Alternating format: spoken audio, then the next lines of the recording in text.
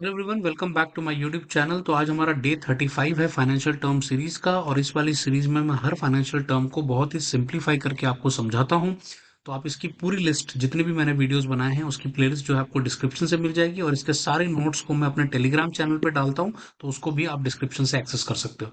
Let's begin. तो आज जिस टर्म के बारे में हम बात करने वाले हैं, और ये टर्म काफी पॉपुलर है और काफी बार आप न्यूज़पेपर में इसको पढ़ोगे, तो अगर हमें समझना चाहिए कि इसको तो आज समझते हैं इसका मतलब क्या होता है। तो इसका है, तो आज जिस टर्म के बारे में हम बात करने वाले हैं दैट इज कॉल्ड ELSS, जिसको हम इक्विटी लिंक्ड सेविंग स्कीम बोलते हैं।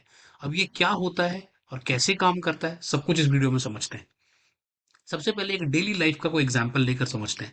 तो मान लीजिए कि आप किसी रेस्टोरेंट में गए और वहां जाकर आपने कॉम्बो मील ऑफर, हम सबको पता है कि कॉम्बो मील में क्या होता है। कॉम्बो मील में जनरली आपको वैल्यू मिलती है, राइट, और आप एक से ज्यादा चीजों को एक्सेस कर पाते हो कम प्राइस पे, right. That is what the combo meal, right. सबसे पहले तो कॉम्बो मील आपके स्टोमक को फिल कर देता है, राइट। और ELSS के साथ भी ऐसा ही होता है कि सबसे पहले वो आपको वेल्थ ग्रो करके देता है, राइट।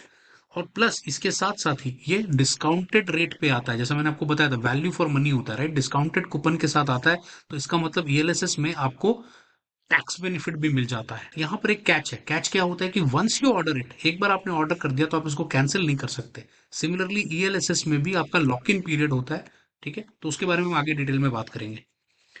सो ELSS को हम एक कॉम्बो मील की तरह देख सकते हैं, जहां पर हमें इन्वेस्टमेंट का भी फायदा मिलता है, टैक्स का भी बेनिफिट मिलता है, प्लस एक कंडीशन लगी रहती है कि मिनिमम लॉक इन पीरियड जो होगा वो 3 इयर्स का होगा। अब डिटेल में समझते हैं कि ELSS कैसे काम करता है। तो ELSS को हम इक्विटी लिंक्ड सेविंग स्कीम बोलते हैं। इट्स अ टाइप ऑफ, ये भी एक तरह का म्यूचुअल फंड है, बट यहाँ पे इसकी कुछ खासियत है। क्या क्या? पहली बात, ये इक्विटी में तो इन्वेस्ट करता ही है, तो ऑब्वियसली स्टॉक में इन्वेस्ट कर रहा है तो आपको ऑब्वियसली इन्वेस्टमेंट का रिटर्न मिलेगा, that is good part. Plus इसमें आपको टैक्स बेनिफिट भी मिलते हैं, राइट। तो अगर आप इसमें इन्वेस्ट कर रहे हो तो आपका टैक्स भी बचता है, प्लस आपको ग्रोथ भी मिलती है। लेकिन एक कंडीशन ये होती है कि 3 इयर्स का लॉक इन पीरियड होता है। लॉक इन पीरियड का मतलब ये हुआ कि अगर पैसा आपने इस वाले में डाल दिया है, म्यूचुअल फंड में डाल दिया, तो 3 इयर्स तक आप निकाल नहीं सकते, और 80C के अंडर आप इसमें बेनिफिट ले सकते हो टैक्स का, ठीक है। बट यहाँ पर आपको एक और फायदा मिलता है कि आपकी ग्रोथ, जो वेल्थ की ग्रोथ है वो बढ़ती है, अपॉर्चुनिटी वहां पर भी अवेलेबल है। और इसी वजह से एम्प्लॉयड लोगों में, जो लोग ऑलरेडी जॉब करते हैं, उन लोगों में ELSS कैटेगरी बहुत फेमस है, क्योंकि उनका टैक्स बनता है काफी बेस्ड ऑन द स्लैब, और इसी वजह से वो ELSS में इन्वेस्ट कर देते हैं ताकि उनको फायदा हो, प्लस उनको टैक्स का बेनिफिट भी मिल जाए। अब इसके की फीचर्स की बात करें तो सबसे पहली चीज, मैंने आपको जैसा भी पहले भी बताया कि टैक्स बेनिफिट है, और आप क्लेम कर सकते हो उसमें 1.5 लाख तक आप डिडक्शन ले सकते हो अंडर 80C। दूसरा बड़ा बेनिफिट यहाँ पर आता है लॉक इन पीरियड का। तो मैंने आपको जैसा बताया कि यहाँ पे 3 इयर्स का मिनिमम लॉक इन पीरियड होता है, कंपेयर टू जो दूसरे टैक्स इंस्ट्रूमेंट्स होते हैं उसमें 5 से 15 ईयर तक का लॉक इन पीरियड होता है। तो एक चीज है जो अच्छा है, वो लॉक इन पीरियड तो है बट छोटा पीरियड है। तीसरा चीज जो रिटर्न है, ऑब्वियसली ये मार्केट लिंक्ड है, तो ऑब्वियसली FD और PPF के कंपैरेटिवली आपको बेटर रिटर्न देता है लॉन्ग रन में। लेकिन एक और पॉइंट हमें समझना पड़ेगा कि रिस्क भी इन्वॉल्व होगा, क्योंकि मार्केट से लिंक्ड है। तो जरूरी नहीं है कि मार्केट हमेशा ऊपर की तरफ भी जाए। कई बार मार्केट काफी टाइम तक बियर मार्केट बन के रह जाती है, तो उस सिचुएशन में हो सकता है इतना ग्रोथ ना मिले आपको, या नेगेटिव रिटर्न भी हो सकता है। अगला चीज जो मोड ऑफ इन्वेस्टमेंट है, तो यहाँ पर आप लमसम में भी इन्वेस्ट कर सकते हो और SIP भी कर सकते हो। तो लमसम क्या होता है, जब आप पूरा अमाउंट एक बार में डालते हो, right. On the other side आप मंथली इंस्टॉलमेंट करके अगर डालते हो तो SIP होता है। और SIP के ऊपर मैंने डिटेल वीडियो बनाई है, वो आप फाइनेंशियल टर्म सीरीज में एक्सेस कर सकते हो मेरे। SIP वर्सेस SWP करके एक वीडियो है।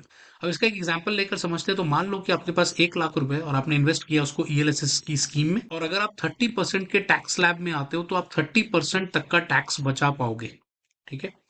और आफ्टर 3 इयर्स क्या होगा, अगर मार्केट अच्छा चली और मार्केट ने ग्रोथ दिया, तो जो आपका इन्वेस्टमेंट होगा वो भी आपका 1,40,000 तक पहुंच सकता है, और उससे ज्यादा भी हो सकता है, डिपेंडिंग अपॉन मार्केट का ग्रोथ कैसा चल रहा है। तो आपको क्या फायदा मिला, आपका ग्रोथ भी हुआ पैसों का, प्लस आपको टैक्स भी बचा हर ईयर। इन शॉर्ट अगर हम समझे तो क्या निकल कर आता है, तो ELSS क्या है, एक ऐसा म्यूचुअल फंड है जो टैक्स भी बचाता है, प्लस आपको इन्वेस्टमेंट को आगे भी बढ़ाता है। लेकिन सिर्फ एक ही कैच है कि 3 इयर्स का लॉक इन आपको रखना पड़ेगा। ऐसे ये उन लोगों के लिए बेस्ट है जो कि टैक्स रिडक्शन चाहते हैं, प्लस मार्केट ग्रोथ भी चाहते हैं। और उन लोगों के लिए भी अच्छा है जो लोग इक्विटी में इन्वेस्ट करना चाहते हैं, तो उनके लिए एक एंट्री लेवल के पर्सपेक्टिव से इट्स अ गुड स्कीम जहां पर आप इन्वेस्ट कर सकते हो। So thanks for watching. I hope कि आपको ये वाला पूरा टर्म समझ में आ गया हो। डू शेयर विद अदर्स, दूसरों के साथ भी शेयर करना। और अगर आप मेरे सारे नोट्स को एक्सेस करना चाहते हो इन वेरी ऑर्गेनाइज्ड वे, तो आप नोट्स मास्टर से एक्सेस कर सकते हो। चैनल को ज्वाइन कर लेना और आप उसको एक्सेस कर सकते हो। तो मिलते हैं अगली वीडियो में।